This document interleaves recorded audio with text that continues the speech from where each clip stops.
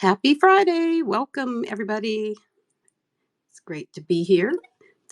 We took a little hiatus trying to catch up to some of the things that have been happening, but I'm glad to be back today and welcome everyone. There's so much to talk about, of course. So we're going to try to cover some of the things. Thank you all for coming. Yeah, we're just going to try to cover what we can while we're here and see how we can do with that. But thank you for the panelists and the guests who are here. Hopefully, more will join us because we did take a break, but I appreciate everybody's compassion while I try to get through these past few weeks of new developments every few hours, right? But hey, Salma and Taylor are my co-hosts today. Ali's here. Hey, Hey, Hey, happy oh, Friday, everyone. happy Friday. happy Friday indeed. I'm excited to get into all of the things with you guys today. I've missed you these last couple weeks. So, my favorite day of the week has arrived, and I'm so excited to be here talking about AI with some of my favorite people. And I appreciate that, Taylor, because yeah, we've been trying to. We don't even get to talk that much anymore during the week because there's so much that happens that we can barely. We're not even sure what the other ones are doing. But thank you for joining us, everybody who's coming in. Today, we were going to talk about tools, the tools that we're using, because I was reading things like the subscriptionization of AI in Charlie Guo's newsletter. And we were talking about just how many things we have to use, the different types of tools. And a lot of people, like, I don't know why some people use Claude 3 if you pay the pro plan versus using ChatGPT or something else. So we were just going to kind of talk about some of the things that we are using so that we can, maybe you all can hear why we use them and what we decide we're going to pay for and what we're not. And hopefully that will be helpful to some people. So thank you for joining us. And Amli, I'm going to get you a mic in a second. Thank you. Amli and AP will be joining us shortly. And let's go ahead and get started. Salma, you want to say anything? Yeah, no, happy Friday, everyone. Excited to be here. Lots of things to cover. I know, as Heather's mentioned, we're going to be talking about the types of tools we're using, also the amount of, I guess, prices we pay, if there's alternative tools available, and then most importantly, what is the best way of integrating that into your workflow in a meaningful way. So to start off, Ali, wanted to, if you could just tell us a little bit about what you do and what tools you use. Yes, hello everyone. Happy to be here also. It's just so hectic. I half of the time don't know what day it is. So it's Friday. Let's go. I will just chime in right off of what Heather said. Like, for example, why would somebody use ChatGPT and Claude when both are, $20 a month? And I am one that uses both and pays for both. Now, do you necessarily have to pay for both? No, you could pick and choose, or perhaps you could even use the free version of Claude. It's still pretty good. I basically do it because I like certain things on one and certain things on others, and because I'm doing a lot of testing. But if I was perhaps more of a regular user, and when I'm saying regular user, I mean, let's say I was using it for business purposes, or if I had a specific business of whatever it is, or even small business, or if I was doing content, I could use perhaps just one. And again, I could maybe use Claude without having to pay for it. But I compare prompts a lot and I throw the same thing for both and see what I get from one and versus the other. Most of the time, they are fairly similar. I sometimes like Claude better because just the way that it answers me or gives me results and vice versa. Now, the only reason why I keep going back to ChatGPT 4 is because of the voice. Well, I mean, I'm thinking this is the only reason, but maybe I would go there anyway. But I really use the voice feature on my phone a lot, almost daily. So literally, I may be going somewhere, walking, whatever I'm doing, I can just quickly ask a question or troubleshoot something. Hey, how do I do this?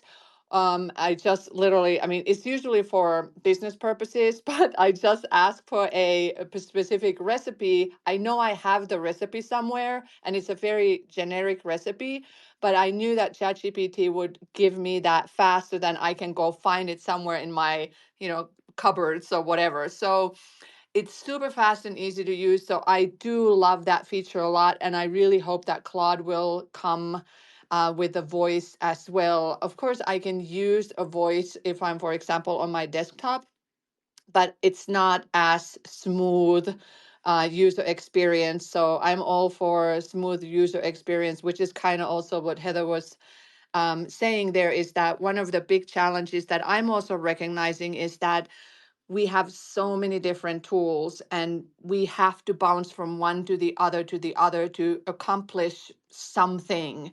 And I've said this earlier and I'll say it again, is that when somebody comes up with a tool that can streamline my workflow for something and make my life a lot easier, that will get a lot of adoption, because I want to stick with one thing instead of bouncing from 5 or 6 different things. And I'll leave it at that for right now, because again, this is a huge topic and we'll see what others, everybody can chime in on, if you first of all want to chime in about ChatGPT and Claude.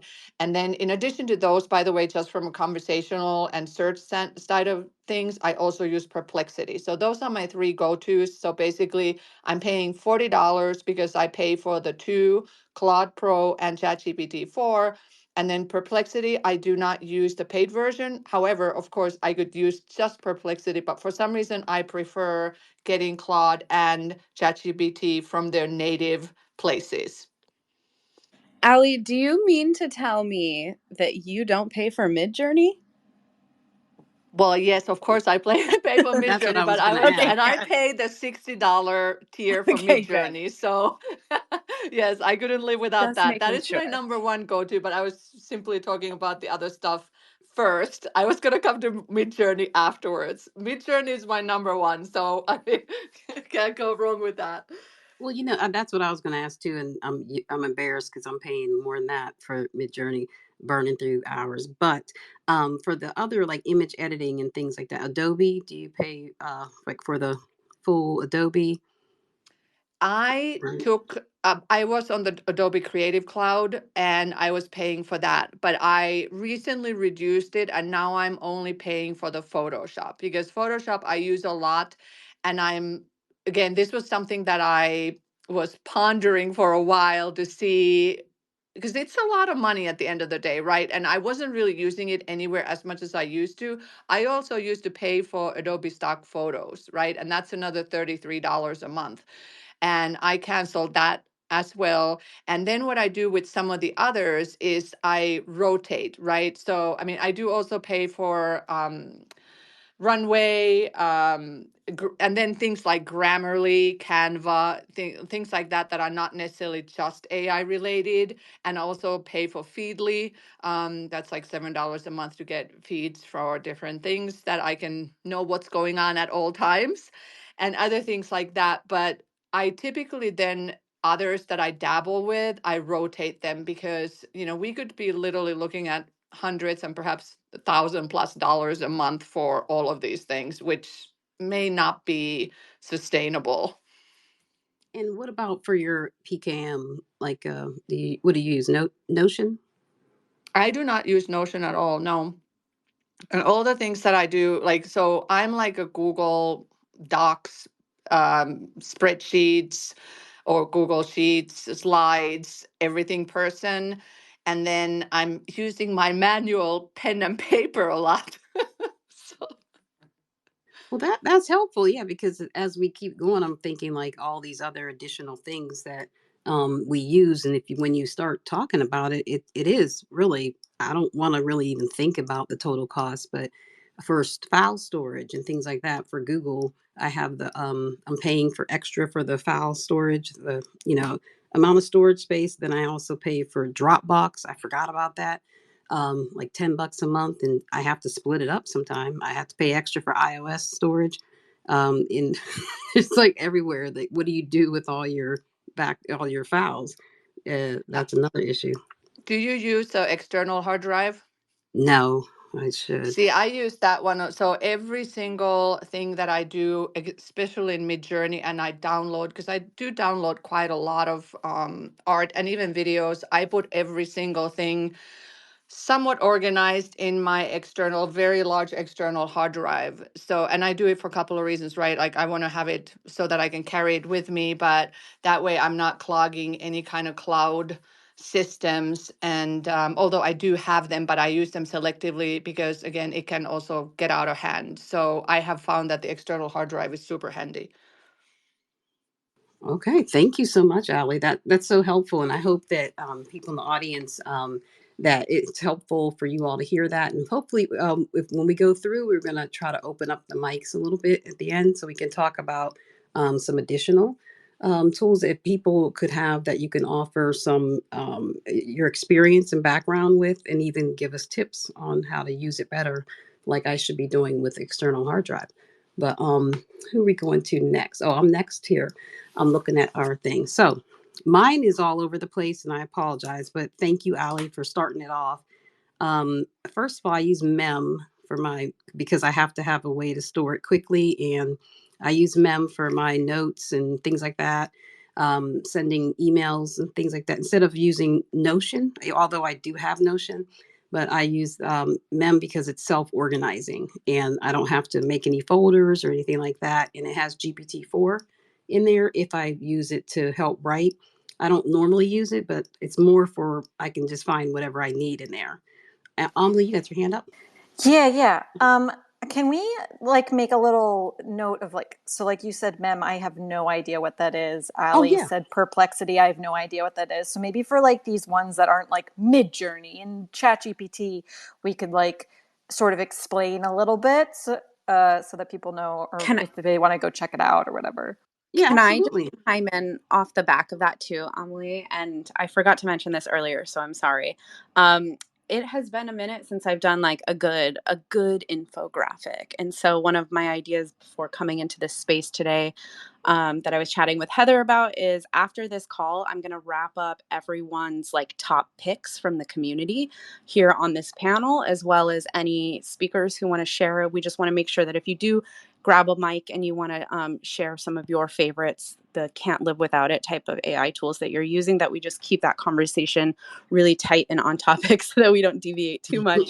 But I do want to have at the end of this, I'm putting it together as we're on this, kind of a little visual matrix of like these generative AI tools that we use and recommend and can't live without, and some of the lesser known ones like Mem, that will make it on there as well. And so as we're kind of going through and listing some of our favorites, I have some of the categories like listed out across like text gen tools, image, video, voice, music, assistants that we use. And I'm sure there's even more categories that I'm missing. So if you don't mind, if it's a tool that we've never heard of or like maybe is lesser known, it would be awesome if you could kind of just give a little quick intro to like what type of tool it even is. Obviously we know Yeah. the big ones, but yeah, that's my piece.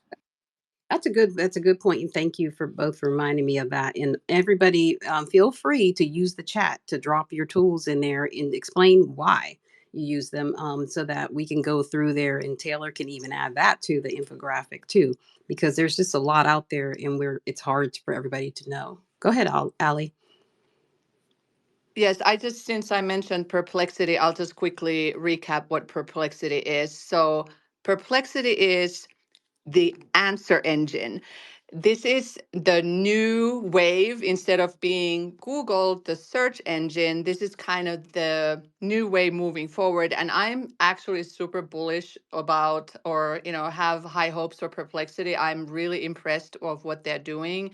And somebody that's been in the digital marketing space and optimizing, doing SEO for almost 20 years, I personally am barely using Google for searching anything right now. I go to Perplexity. So basically, Perplexity is replacing Google for me.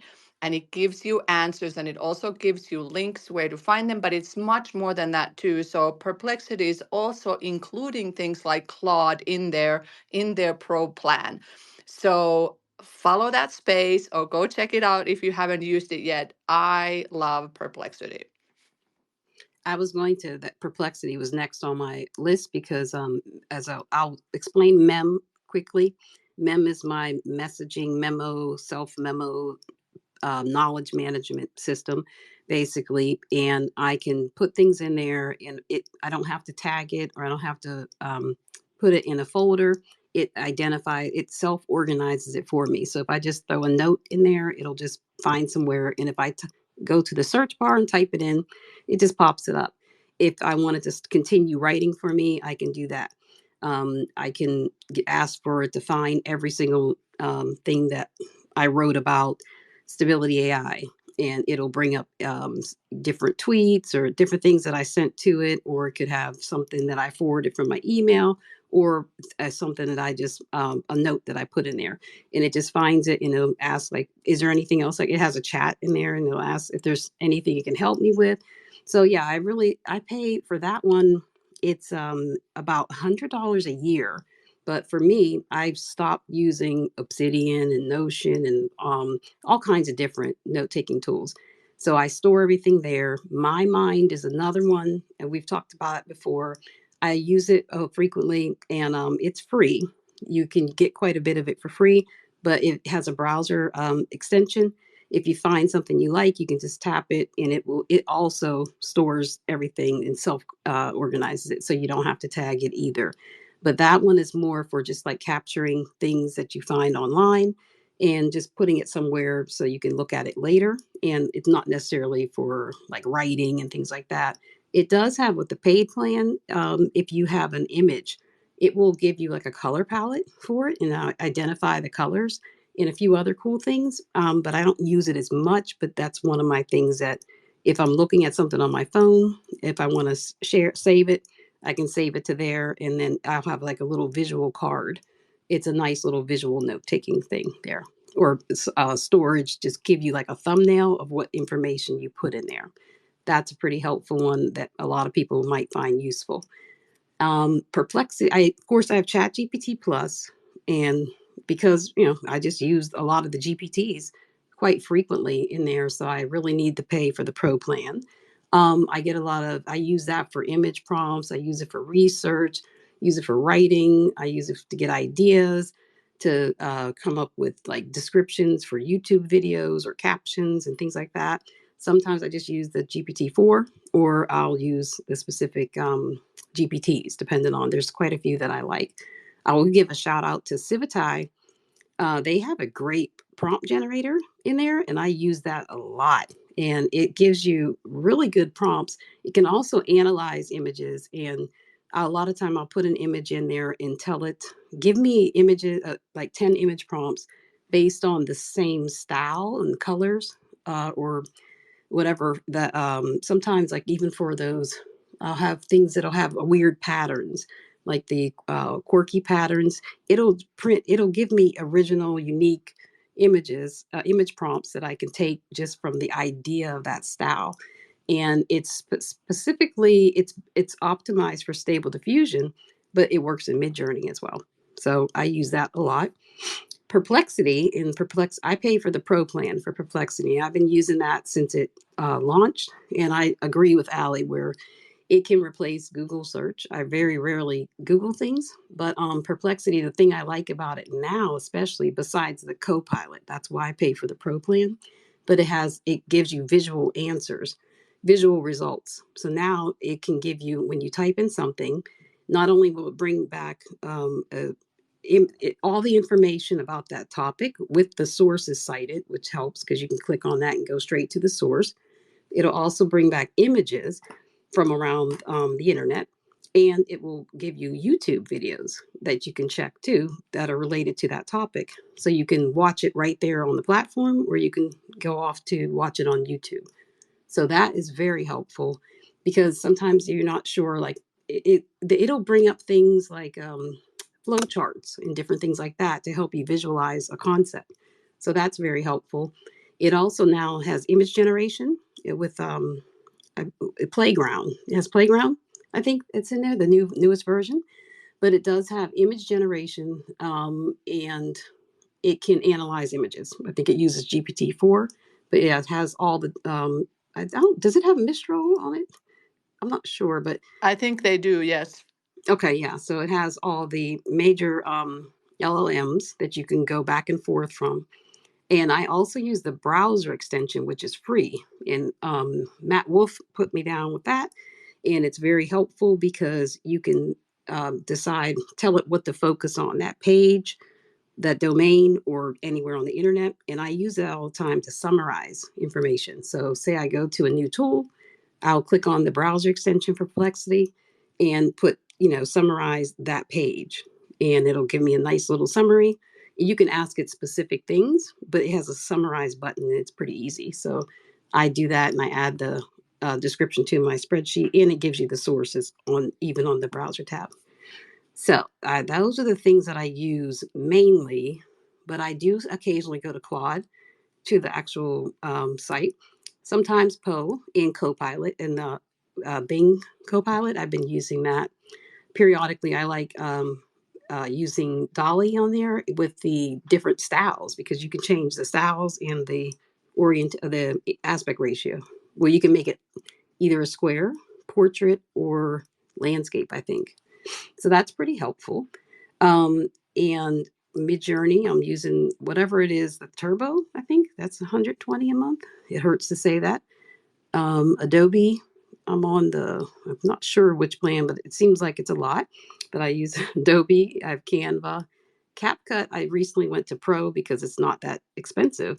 And it's just so, I think it's well under $100 a year for the CapCut Pro, but I started using quite a few features on there, and I'm paying for Runway, and I use quite a few features there. I pay for Clip Drop too because there's some pretty cool tools on there that a lot of people may not be aware of, like the face swap and the text remover and some of the little editing tools. And I like to play around with the SDXL Turbo. Um, I've been paying for Kyber, Deforum. I pay for Deforum because I love it, and I burned through those credits. And I'm trying to think of some of the other ones. Oh, Tweet Hunter. I've had to pay for that. I do pay quite a bit for Tweet Hunter, but it's worth it for me because that's how I schedule all of my posts on X, and I do that because it also has GPT-4 inside Tweet Hunter. They have a ton of AI tools that I like it because it analyzes my hooks and my tweets so that it can kind of tell you how it will perform, and it can help you. It'll rewrite it or give you options and things like that. So it's a lot. I use a lot of those tools in there, but I also can schedule auto repost for everything. And that's what, if you don't do that, if you don't do it automatically, you guys should make sure you go in and repost your post on your own at least once, because you're missing half your audience. And the way the feed is on here, people just aren't going to see it. I'll notice I'll have a lot more people see it the second or third time I schedule it for 3 reposts. And that helps. That way it kind of spreads around so that people around the world can see it, or it might just show up in your feed later How on. often do you repost? Is it every 6 hours, Heather, or is it every 9? I do mine every 7 hours. 3 times. Okay. Yeah, don't ask me why. I used to do it 8 hours for like a 24, only for 24 hours. And I think the max you can do is 3 times. But I don't know why. I just went to 7 hours, and then I'm confused all the time because I used to have it double up. And so every day it'd be like everything. And you guys probably have noticed, you'll see my good night, then you'll see my good morning. That's why. And then you'll see the next days. But I just do it because everybody doesn't see it. So Yeah, but I love that aspect of it. I used to use the what's the thing called when you add on your CTA or your product auto auto plug. But since we get dinged so badly and deboosted when we post links, I don't do that anymore. So I never do that. I never really talk about my newsletter or anything because I got tired of getting deboosted and search banned and all that. So forget it. But that's pretty much for me. I will stop talking and let me see who's next here. Salma, you want to go? Yeah. Yeah. So, well, I don't use as many tools as you do, Heather. I think you're quite organized, especially with like the tweet hunter. I didn't even realize that you get dinged if you put like an auto plug. So that's something, a lesson learned there. So in terms of the tools, the AI tools that I use on a day to day, I use GPT, DALI. This is just really to facilitate like creative brainstorming. I almost see it as like a creative intern. Give it ideas, keep it broad, and then dial it in. I also used to use quite a lot of Stable Diffusion only because I'd train up lots of LoRa's and download like models from Civet AI. But now that Magnific has done such a great job, I've kind of like switched over to using Magnific just to upscale. And then I also I used to use Notion quite a bit, but I keep moving back and forth from Notion only because it can get a little bit overwhelming. So now I'm back on Google Docs, just regular, and then of course Midjourney. So pretty lean. However, I did try Leonardo. It's again a good tool if you wanted to like brainstorm things, just generate a bunch of images. Their interface is a little bit, I don't know, like there's so many options that again it could probably get a little bit overwhelming. And then Runway, I keep going back and forth.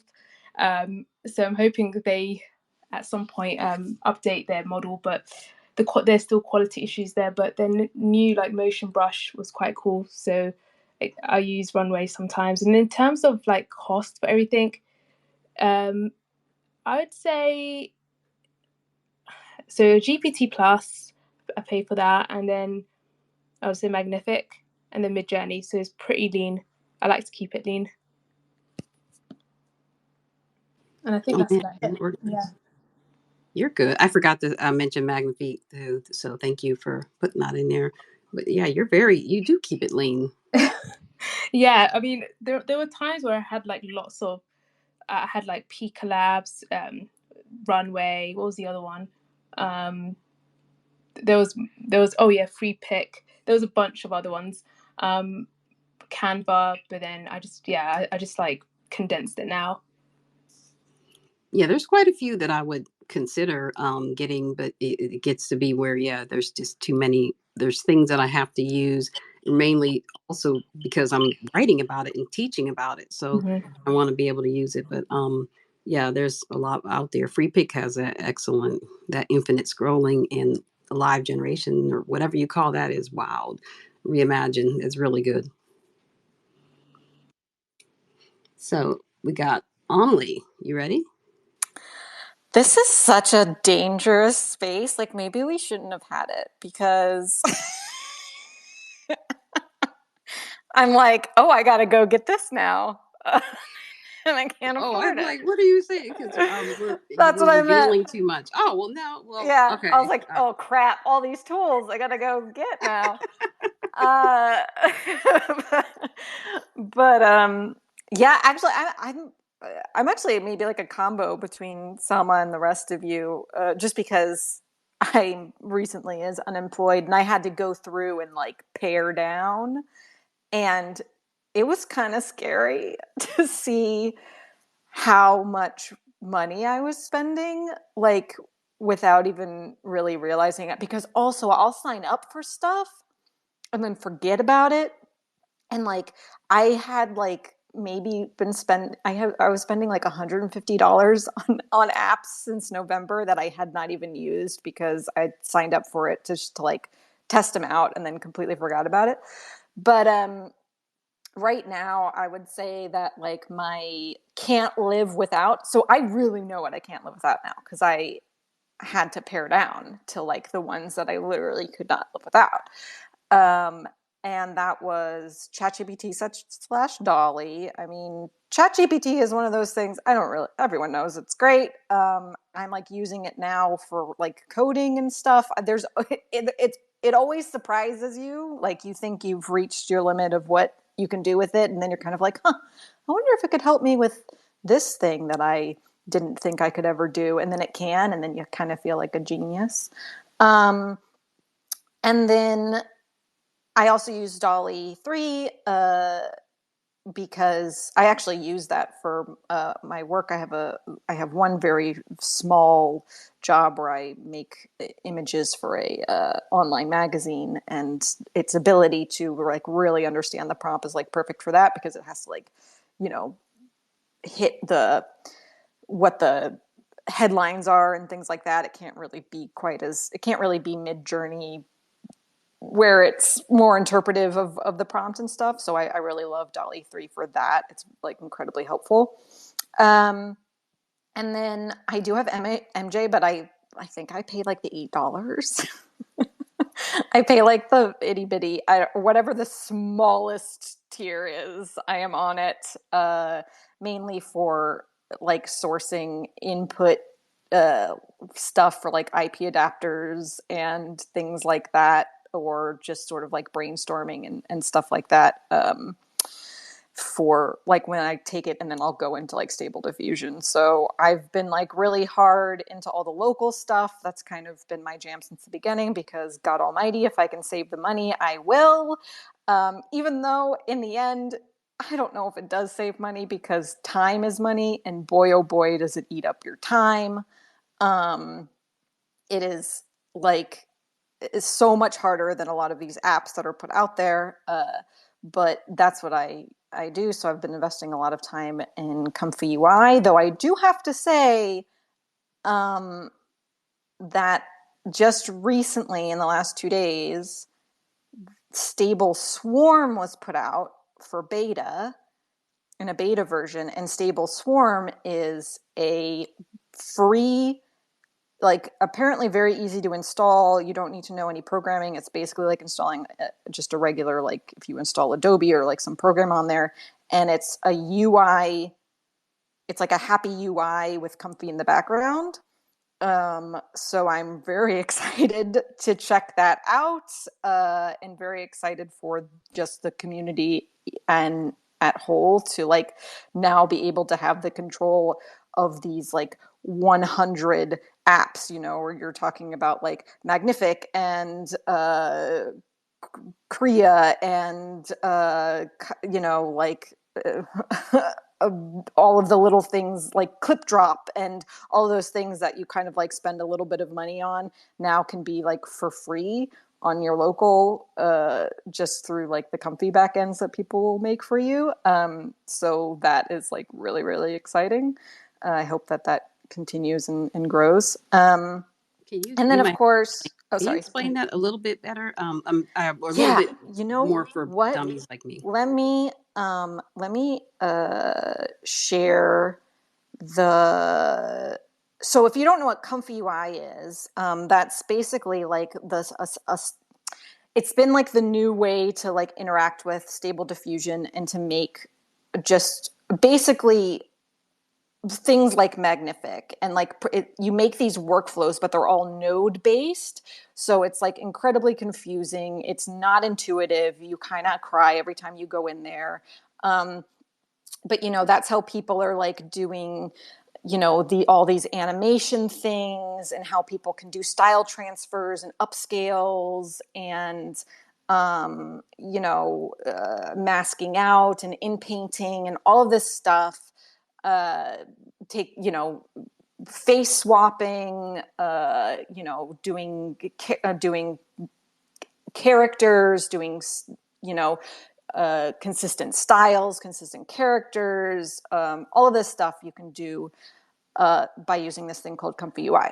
But it's insane. Like, its level Well, of learning. how It's does the just stable swarm? What is you said the so stable swarm stable when you can use that swarm. with Comfy So yeah, UI? so stable swarm, they just launched the beta version of that. And when I'm done talking, I'll put it somewhere in here that people can look at. That is like a happy UI version. So it's like going into like, you know, Dream Booth, or not Dream Booth. What was like the original stable Dream Maker or whatever? Automatic 1111, right? Is that what you're talking about? No. It looks better than Automatic 1111. Like it looks like a really good little like UI. Like though they had like an online thing for a while and it was Dream something. I don't know. But Oh, Dream Studio. Dream Studio. Yeah. So anyway, they've made it into a very nice like UI. You can, for those who are like super smart and want to go in and like deal with the code in Comfy on the back end, you can still do that. But now it just has this like much more accessible UI where you can actually like, you know, interact in an environment that feels like an actual like you know, creative environment, as opposed to this like blank gray screen with a bunch of little nodes that are connected by like spaghetti strings, and it just doesn't make any sense. You know what I mean? So I'll put something up for there. But that's really exciting because it's like completely free. It's open source. And all that kind of stuff. I also use Photoshop 100%, double down, probably will never leave, or not Photoshop, but Adobe in general. I mean, you get every single one of their apps for $50 a month. It's like, it seemed like a lot. And now it's like, that's so affordable because with the, you know, AI tools, it's $50 per one little thing, part of an app in Adobe, you know? So always a huge fan of that. Really got into Firecut recently, which is like an add-on AI thing for Adobe Premiere, which automatically cuts like podcasts. You just like put it in there and it'll like read the script and it'll cut it up and like show you what to do. And it adds, you know, captions and all this kind of stuff. It's a very cool AI tool. And then Suno, which is a generative music tool, which now I can unfortunately not live without, because it's amazing to be able to just have any sort of background music that you need and or want, and to be able to control how you want the sound to be.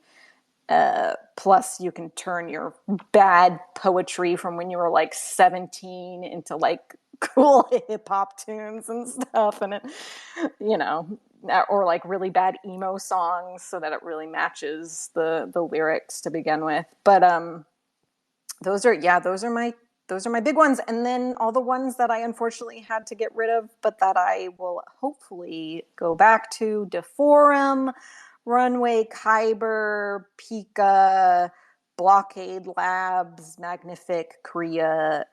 There were a bunch of others that I had to leave because I did not have the money.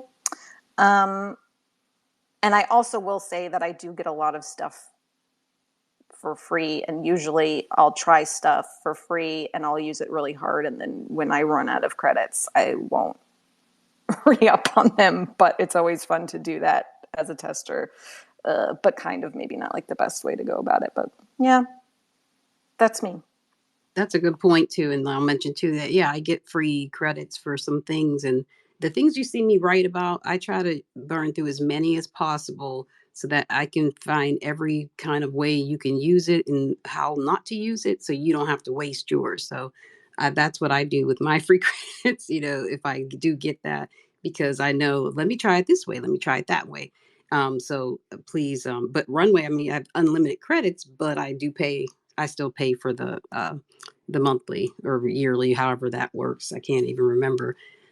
But yeah, thank you for bringing that up. I did want to ask you, only for Suno, do you ever use it inside of Copilot or Bing? Or you just use it separately? No, I use it separately. I thought with the Copilot you could only make like 4, and then it made you go to the website. Or at least that's how it was when I first tried it. Oh yeah, I don't know. I've never really. I think I only made one song just to test it out. So I'm Yeah, not you can sure. make a couple and then it redirects because it's like it's Oh basically just a really great marketing scheme. Or you know what? People can. I'm not sure if that's true anymore, but that's what it was when it first happened. no, I appreciate it. Yeah, because I didn't really use it. I know a lot of people use it, and I wasn't sure if they were going to the app itself or using it Yeah, through that. and you can use it for just instrumental now too, which is cool. So Okay.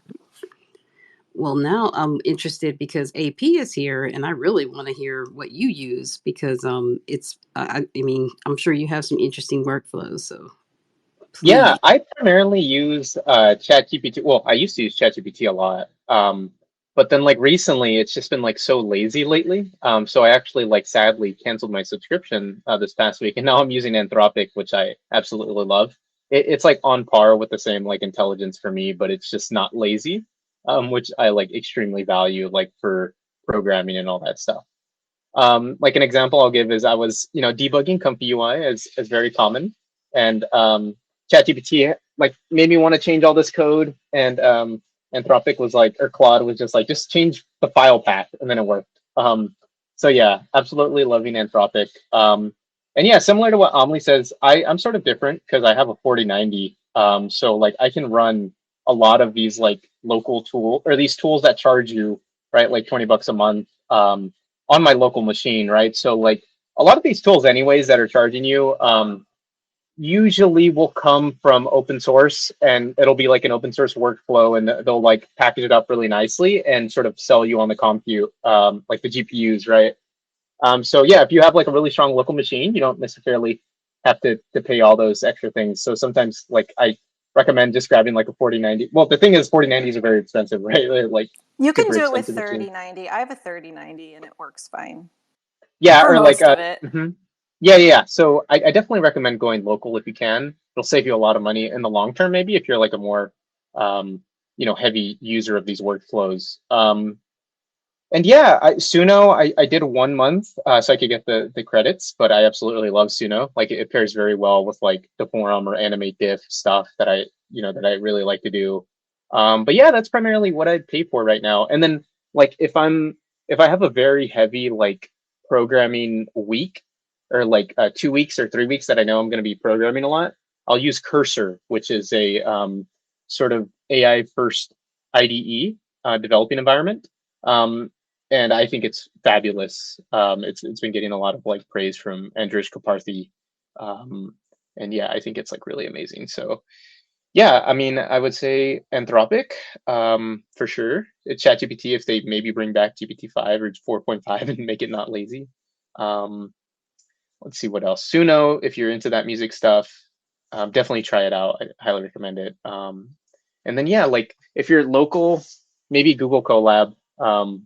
But yeah, the local stuff's hard because it's really like you really I think need to have an understanding of like programming and like it can be very difficult to set up and it's like you can you know this is the whole point of like the forum studio, right? Like you could set it up locally yourself, which we encourage, but like some people just want to pay for setting it up really easily, right? Which is completely valid, and it's a big time saver, and some people want to pay for that. So yeah. So what do you use for like notes and things like that? Do you use anything to keep track of like your it's like Google Docs and things like that? A Spreadsheet? notebook, unfortunately. I think I keep it really simple. Like I think yeah, like for my notes, I have like in Discord, I'll just like throw stuff down. Um, and then like I just take notes like the old-fashioned way. Which probably isn't too effective because then I'll be like, where'd I put that note? But yeah, I don't know. Oh, I never even thought about put taking notes in Discord. Thank you. No, I appreciate it because if I put them on paper, they would be lost literally somewhere in a pile. What's up, Taylor?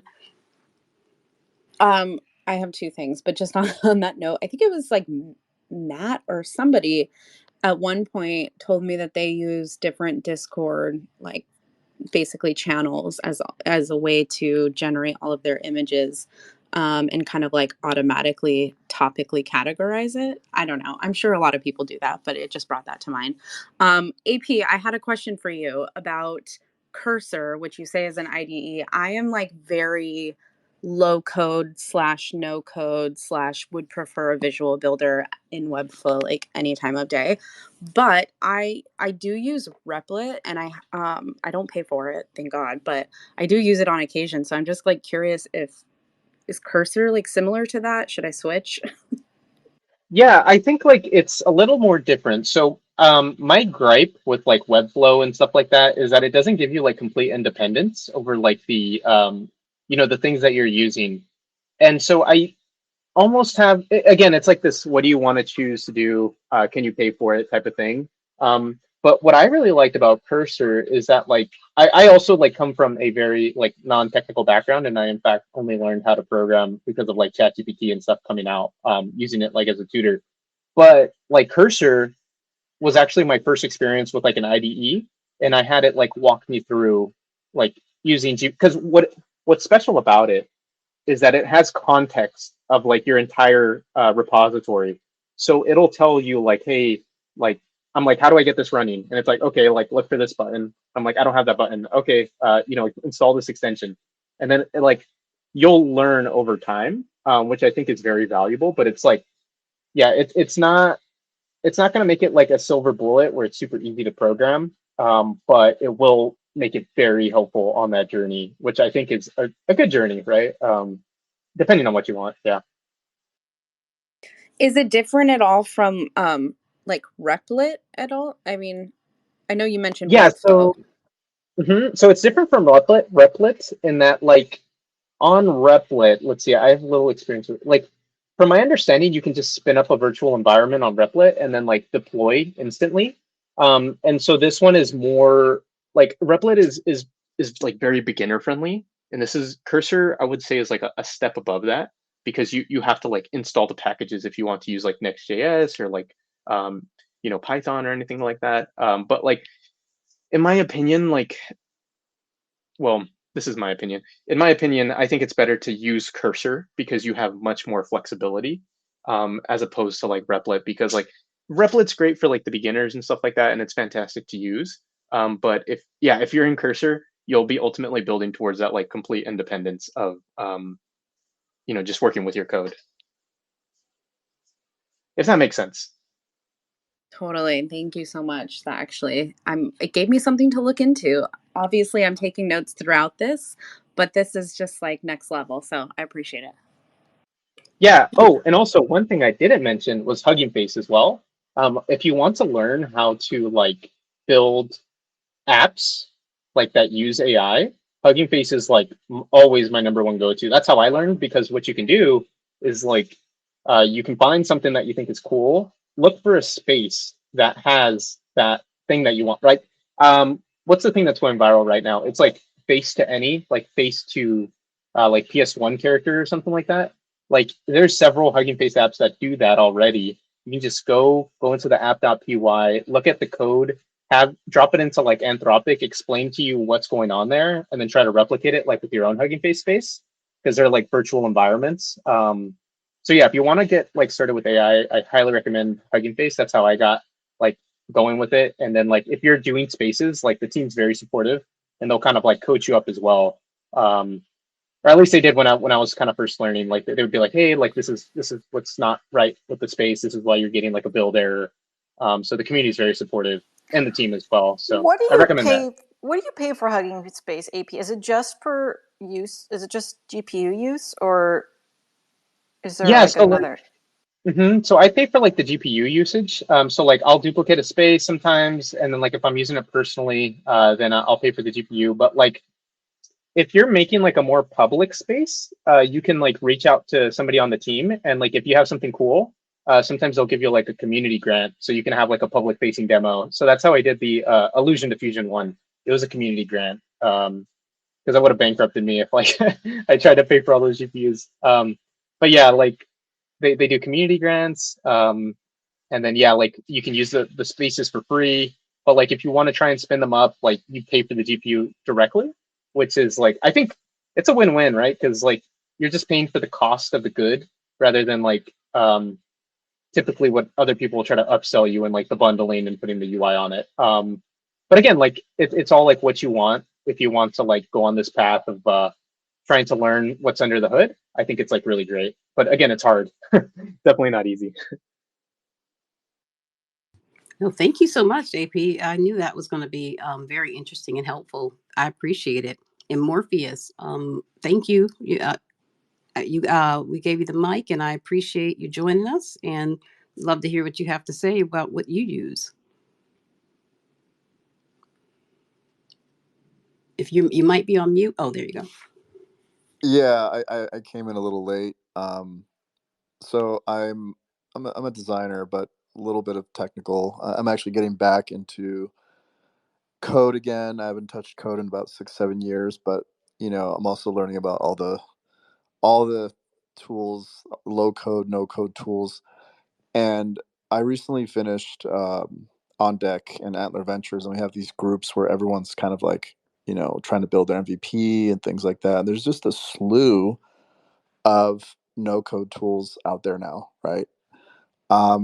So I loved, actually, I just learned a little bit from AP. Thanks for sharing all that with Happy Face and all that. I'm still new to that space. Just to touch on that, I think, you know, go with, I would just say go with what you're already familiar with, um, and, and, and just build anything you can in a short amount of time, if that's possible. But I don't have any other recommendations apart from what you guys just discussed on low code tools, other than um, Retool, Cursor. Cursor's a new one. I've never heard about that one until now. But once I pull up a list soon, I'll share with the group. Well, you said you were a designer. What type of design tools do you use? Mainly Figma right now. Just to design pretty much anything. Um, I used to use Photoshop, Illustrator, all that, but it's all personal preference. Depends on what you're designing. Like I feel like Illustrators, it's more for iconography, and you can pretty much use it for anything. But I just, the less tools the better for me, and I've gotten used to using Figma for now to design prototypes, MVPs,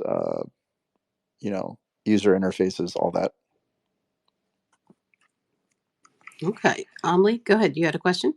I have a question. I think I know the answer because he didn't mention it, but I have a question for AP. Have you tried Devika yet? Davika? Yeah. It's I like, have not, but what? How do you do you spell it? know? Oh, Davika? Devika. I haven't tried it yet. It's apparently the open source version of Devon. Oh, yes, yes, yes, yes. I've heard of this. Yeah, I've heard of the Devon Okay. stuff and Davika. Yeah, I remember. Sorry Yeah, for those. Sorry, mhm. go ahead. No, yeah, like I have certain feelings about this stuff, like the Devon stuff. But yeah, like my general thought is that they are sort of like over promising on something that I think won't be potentially hopeful until like a few, well, I don't know how fast the space moves, like a few months or maybe a few years down the line. Because like if you look at like the Devon thing, like like the whole like announcement of it, which is kind of funny because they use like the allusion diffusion in that demo. Literally all it does is like it looks at an article and then like git clones like an existing repo and then like runs it. And I'm like, that's not real like innovation, right? Like it's really cool for a demo, but if you look under the hood, it's actually not too impressive. Like you can do that already with like GPT-4, or maybe not like spin up that own like environment and like all that stuff, right? But yeah, so I really like think that you as a human knowing to like work with the LLM and like using your own creativity is like the special sauce. And I think that's what makes these things like really, really special. But yeah, that's my whole like spiel on the Devon stuff. Sorry. Gotcha. And just for people who don't know, Devon is this new thing that was being promised as being an AI software engineer. So basically, an AI to make AI. So it was interesting. I saw something briefly about that, and Thank you. We're going to have to get into that some more next week. Absolutely. But I did want to talk about, because there's so many little things. I thought about other things that I spend money on, like 11 Labs. I cloned my voice. So I'm paying like the $5 a month for that for now. But I may not need that forever. I think you can get quite a bit for free. But I did want to talk about today. Mike from Remix was going to join us, but they just dropped the 3D a 3D app, a 3D feature, so you can make an animated 3D image on Remix right now. And they're using Stable Video 3, which just dropped, right? And AP, you might be able to help me explain that. But I just wanted to say, like, Remix is going pretty strong with open source tools, and they want to get as many libraries as possible, so that instead of people having to, if you don't want to go to Hugging Face or GitHub and try to figure out how to run it, then try it on Remix free first, or try it on Remix first. So I did want to talk about that. I was playing with it some, and it does work, and it's pretty cool. It's right there, one click. Instead of looping it or something like that, you can re-roll it and then just go ahead and hit the 3D, and it'll do that. So they have quite a bit coming out soon, that'll be, pretty amazing, mind blowing, that I've seen. But I wanted to hear what you thought about the video tools and what you're doing right now on Hugging Face. Yeah, so I think like 3D, it's absolutely like amazing that Remix added that to their platform, because I think it's like very powerful, right? Like this, I'm starting to like observe like a trend right now where a lot of people are using, it's either primarily animative, but also like Deforum, but they're using like 3D to sort of guide scenes, and then they're like texturing on top of it. And it's just like insanely so sick. Sorry, that's like a weird combination of words, but it's just like so freaking cool, like what they're able to do, and then they can like rapidly iterate, right? Like I do think that like 3D is going to only continue. Well, I mean, it's like the AI space, right? It's only going to continue to get way better. There's some like really cool papers that are probably going to be coming out in the next like quarter, or like the next 2 quarters. And yeah, it's just, I'm really excited for it. Again, primarily like I love animation stuff, right? So I think that the usage of the 3D tools, and then like self-rigging them, is also like a thing people are doing now. Tripos leading a lot in the 3D space. But yeah, where I'm going with this is like you can compose a 3D scene in Blender and animate it on top. And I think that's really cool. Okay, I can't do that, but I would like to learn for sure. But yeah, it's what do you think about all the I'm just kind of amazed at how quickly still we have so many tools. I was using Pixverse this week, and the quality of the animation was so good. And we're getting where we have 4K video that's being produced, and it's not just Runway or Pika. We have so many different tools. There's plenty. What is assistive? I haven't used that one yet. Ali, I think you have, right? But Yes, I used the assistive as well, and that was actually one that I paid for and forgot to cancel after my oh, testing. But I did cancel it. But I like Pixverse as well, much better. So, but again, it's one of the competitors, right?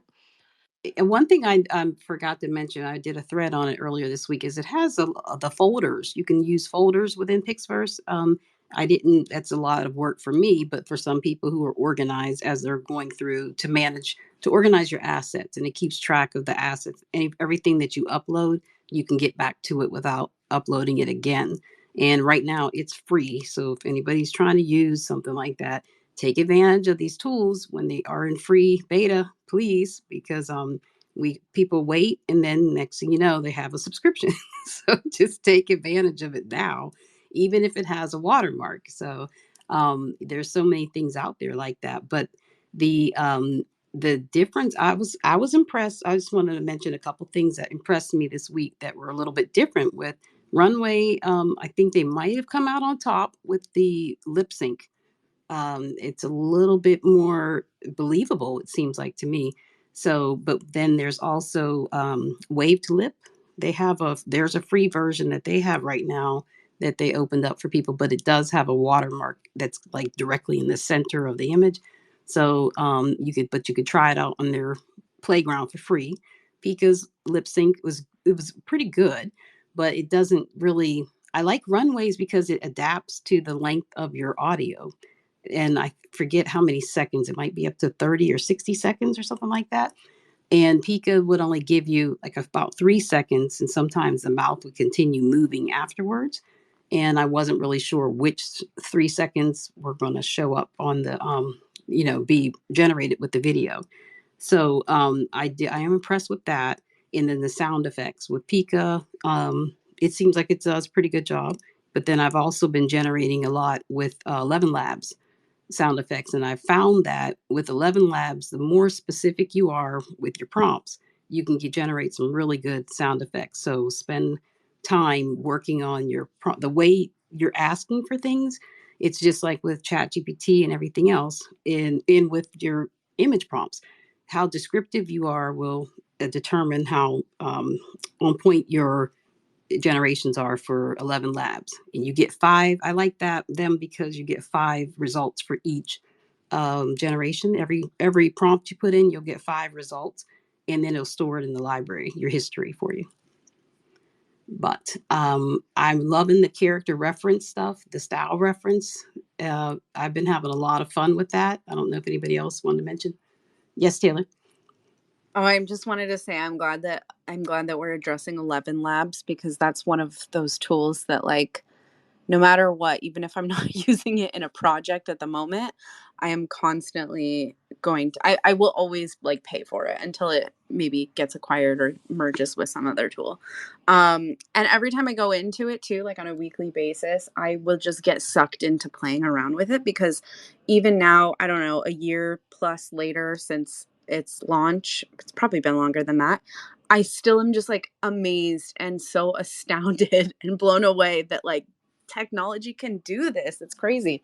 I know that's like a little over the top, but I truly do feel that way every time I'm in there. So 11 Labs is definitely a good one that I think is if you haven't heard of it or haven't checked it out, like, go in there and just have a ball, because it's a lot of fun.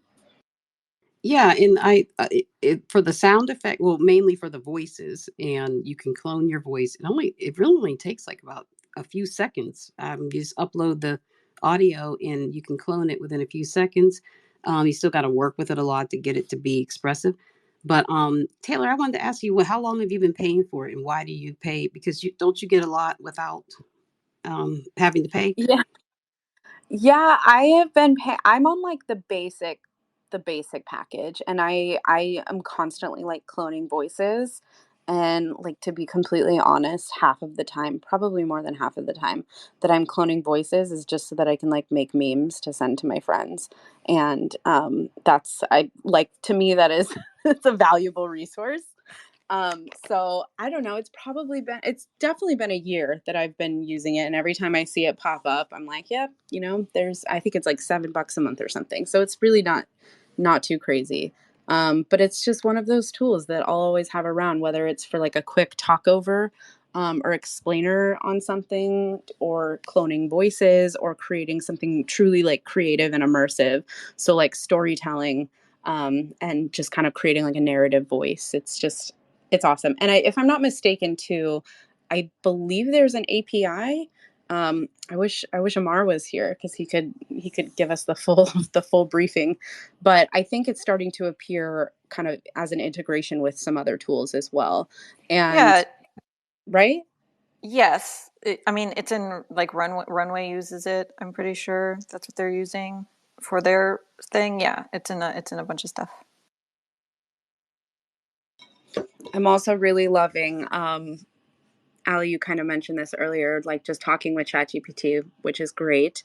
But the read aloud feature has been, I think it just like released a few weeks ago. Someone correct me if I'm wrong, but I haven't seen it until recently, where now, like, even on the desktop version, you can have ChatGPT read aloud the text on the screen. So how I've been using it is having it read aloud like a whole, I don't know, outline or brief on something, and then I can multitask and just be like in another tab doing something else while I'm listening to it, almost like an audiobook. And the voices are so cool. There's like two voices that you can choose from, and they both sound very human, which is kind of a nice, like, we're getting more and more obviously towards human being able to reveal human sentiment in like audio, but it's just really cool and weird, and definitely like a regular part of my workflow now is that read aloud feature. Wait, do you use it for your client work too? I do. Well, yeah, absolutely. I use ChatGPT regularly. Like I can go through a really quick list just so that we're not um, drawing our space out too long. But I'll Oh, go I through a really quick. apologize. I thought I was No. doing something multitasking, and I'm still on 11 Labs. Sorry. Um, Oh no. I didn't Oh, hear the last thing you said. for 11 Labs. Yeah, Yeah. for like the Yeah. voices. Absolutely. Absolutely. I've done like shorts. I had a client where we did like some like meditations, for example. So we were able to clone his voice, and he's like a celebrity fitness instructor, and so he has his own app, and he does a lot of like these in-app meditations.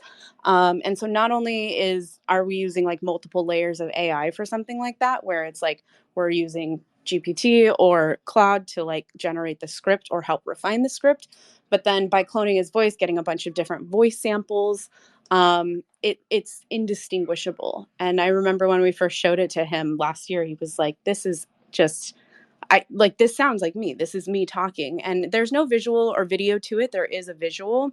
But even that, when I haven't integrated it yet, but even that could be like an AI generated video to go with it. So for really busy entrepreneurs and just busy business people in general, like something like layering on the AI tools to kind of really find, I think, where they synchronize, and where you can sort of like trim some of the time and effort that it takes to actually produce all of this content is really key. And it's just been life changing, like over the last couple of years, as many of us have experienced. Yeah, for people who are freelancing too, like to think of ideas, ways you can use some of these tools to, go ahead and handle some jobs that you might not have thought you could do. So there are a lot of options out there to help people that, use the skills you have. Maybe you're skilled in a certain area, but you don't have, the background in something else. Use those multi-layered tools for that too, so that you can get to, because yeah, you can pretty much figure out whatever you need to if you know where to go. And hopefully you this conversation has helped some with the way we're using these different multimodal tools and different types of information gathering, and how we're storing information, how we're putting it all together. That's what the goal is. There's so many things to talk about too, and like even for landing pages and things like that, I tried Dora AI for a text to website.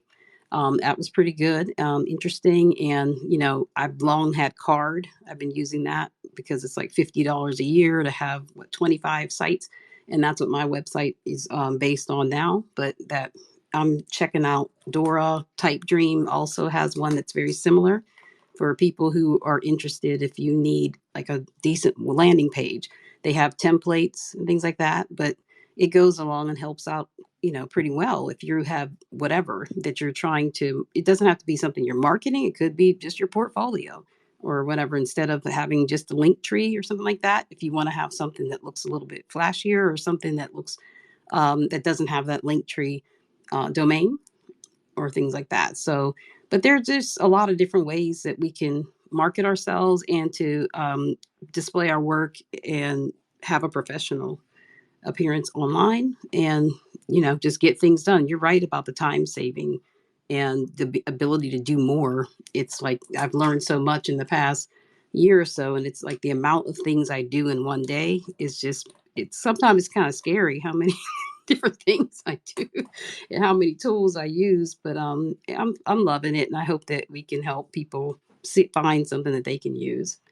But I guess we're at an hour, we a little bit over an hour. Thank you all so much for coming. Please, the audience, thank you for hanging in there and listening to us ramble about our tools and how we use it. And I hope that you could take something away from it. Please leave information, any links like that. Plug yourself in the comments below, and I will get to try to answer as many comments as I can, because I was trying to keep focused on what I was doing. I knew I'd forget what I was talking about. But I will go around and everybody, you want to say a few words before we go? Amli? Oh gosh, I have to start. Yeah, yeah. Thank you so much. You all are amazing. Love being here every time. Applause, applause, applause noise. Yeah, if you're, I guess if you're interested in some of the local stuff that is now becoming more and more accessible to people who aren't necessarily so, you know, don't necessarily know coding or Python or all that kind of stuff, all of these things that seemed like maybe they were too much, and you're curious to follow that journey, that's kind of where I am at now, really trying to make these sort of tools that felt like they were impossible to use and that you needed to go out and pay subscriptions for to be actually accessible and free and open source. So that you can keep an eye on my page for updates about all of that and that side of the community.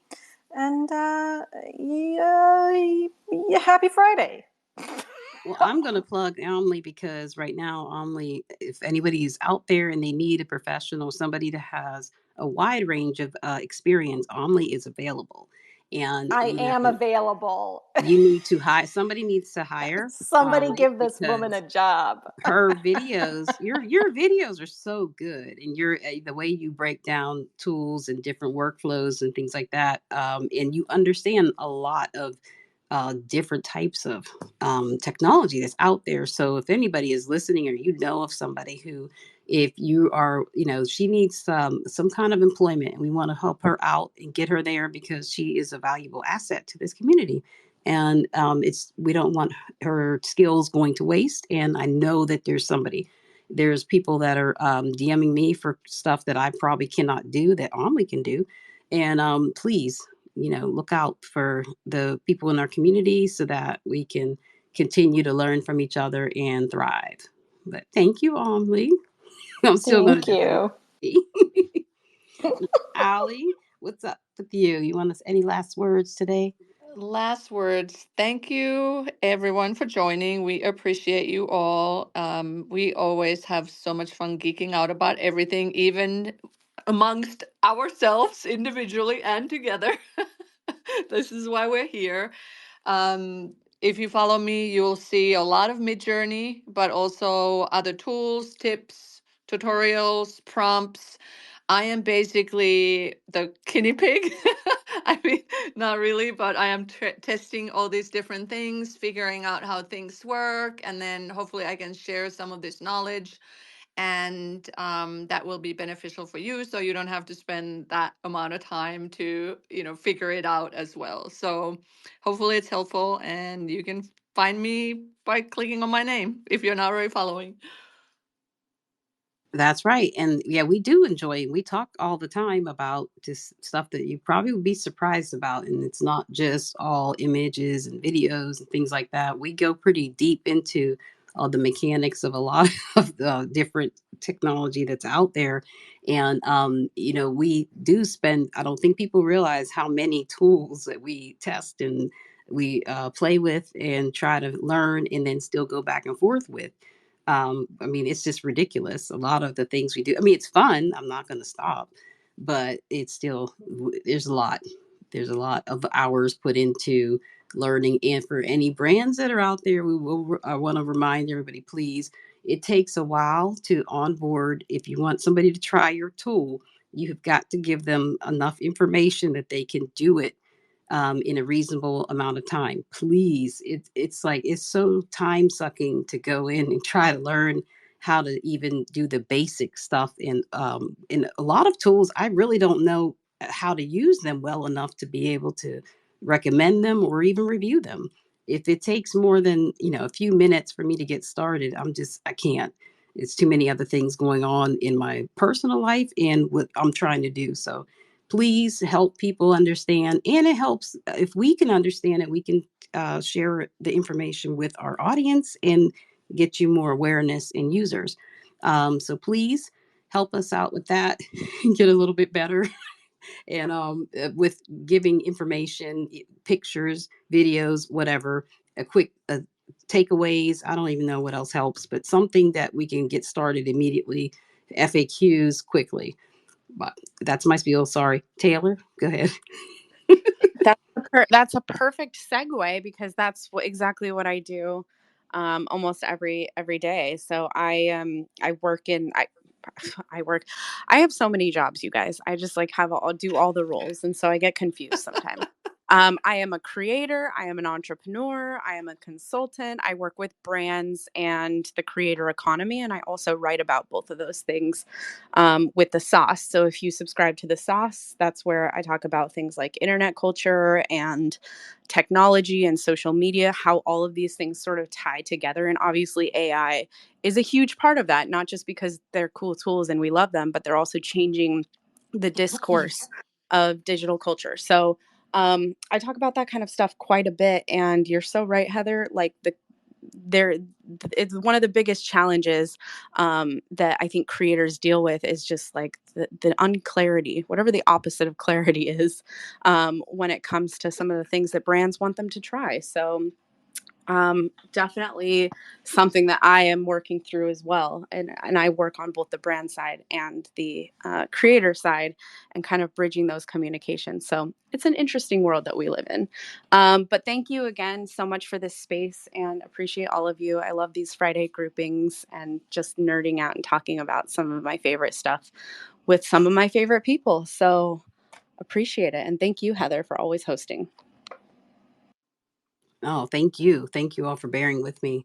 I appreciate it. Salma, thank you for hanging in there. All of you that are overseas from the US, at least, thank you for sitting here with us all this time. I appreciate it. Salma, you want to say? Yep, absolutely. Thank you, everyone. It's always fun to join these spaces. So appreciate you guys tuning in every Friday. I don't have much to plug in, but if you want to review and check out my creative workflows, anything design related, piecing together different workflows, feel free to follow me. And yeah, well, thank you, Heather, for hosting these spaces, and thank you, everyone. So I'm so tired. Sorry, it's No, gotten I quite late. understand. I totally understand, and I am Yeah. exhausted too. And I've done so many things this week that, like, I'm not even sure exactly. I worked on quite a few things, but I did want to plug my movie, my little short film that I was very excited to make, and thankfully with the help of like Midjourney's character reference and style reference, I was able to even put myself in there in some movie scenes in a type of movie that I like, which is something kind of like a version of Aliens or whatever. I like action movies and that type of thing, sci-fi. So I'm just loving all the tools. I was able to use Runway's lip sync with that. I uploaded my own voice and worked with that. I used some free tools to kind of convert those files and do a few things. I used ChatGPT to come up with the script. And also, I use the Civitai prompt bot to help me. I got a really cool prompt from Jose Mayork. He goes by Mayor King. And it was for, I forget what the director's name was. And that's what got me started.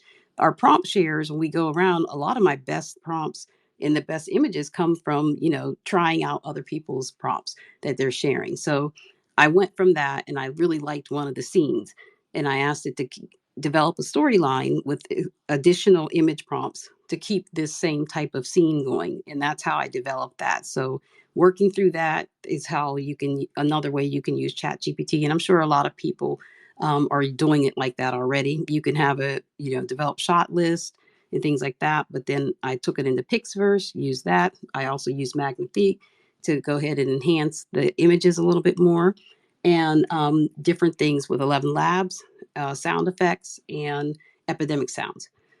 So there were a lot of little pieces that went together, but I'm really proud that myself and it's Thomas Haynes. He always helps me put it together. He can put all my clips together and make it a better story. So we work together well with that. And I'm going to keep working on different projects and trying out new tools. And I'll put the video for my film, The Last Mission, is on my YouTube channel. This space will also be on the YouTube channel at least by Monday. I'm going to try to get it in there. Thank you all for coming again and spending the time with us. And I hope that you learned something today or saw somebody that you hadn't heard about or something that you could take away with you for the weekend. And we will be back next week. Hopefully we'll be able to hear something from the NVIDIA conferences and everywhere that the guys have been at. We miss everybody that wasn't able to come, but I appreciate all that were here. My panel, you're great. Love you guys and have a great weekend. Thank you. Thank you. Thanks. Bye. Bye-bye. Thank you. Bye. Thank you.